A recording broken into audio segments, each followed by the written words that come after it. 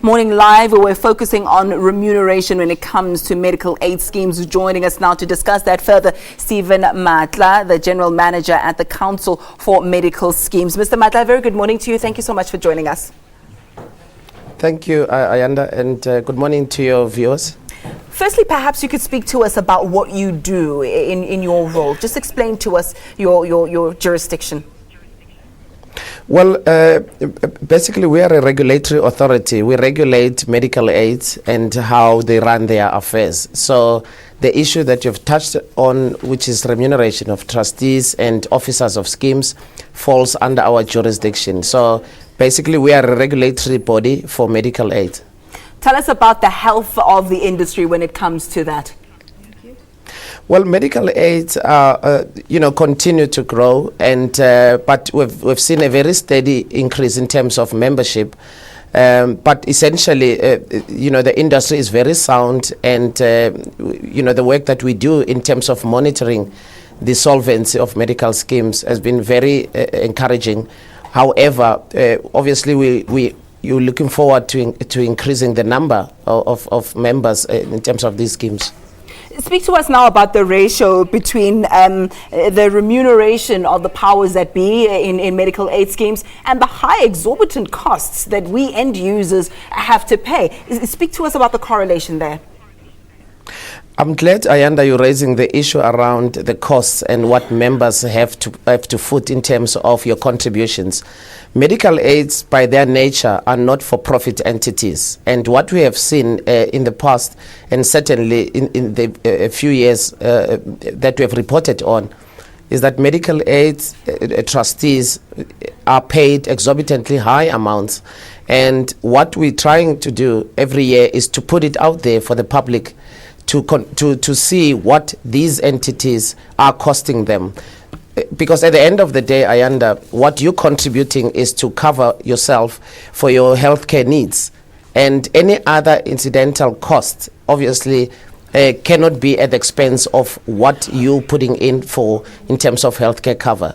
So we've raised the awareness of the consumer and the members of schemes that as members, you need to be questioning your schemes and asking these tough questions. Because, for instance, in the past year that we have reported on the average that has been paid to a trustee is about 360 or so thousand in terms of trustee fees.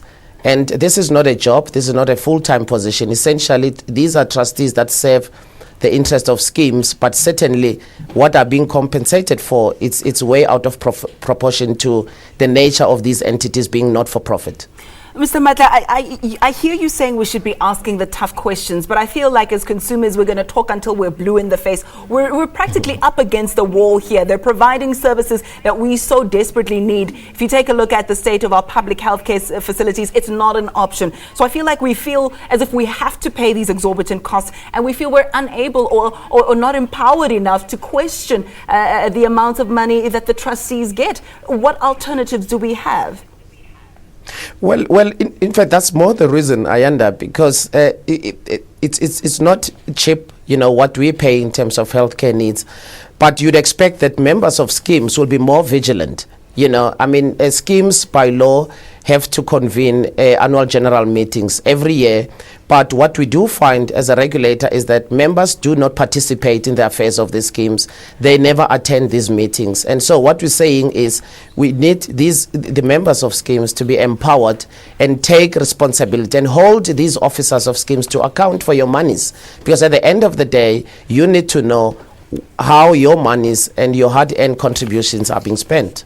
I couldn't agree with you more when it comes to that we complain in the office corridors and to our peers and perhaps relatives, but never ever to the people who are actually at the forefront of this. But speak to us now about other stakeholders, government. What's their position on this? Well, government, we report to the Minister of Health, and they've been very supportive, in terms of legislation. What we're doing now, Ayanda, is to tighten up the legislative framework to make sure that your interests as a member and as a contributor to medical aid are better protected. So government is playing its part from the regulatory and statutory point of view in terms of assisting us in getting more teeth in getting these schemes and the stakeholders accountable. But at the end of the day, it's up to the members, Ayanda.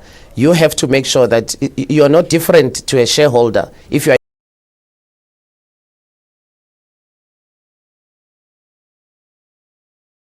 investing money in an entity for healthcare cover, however, it's not good enough.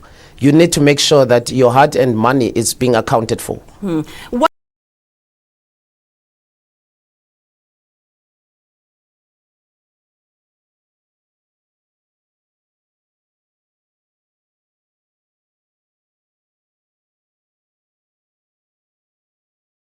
One would assume that with giving us better services, lower fees, and also making sure that the finances go to the resources that are necessary. But that's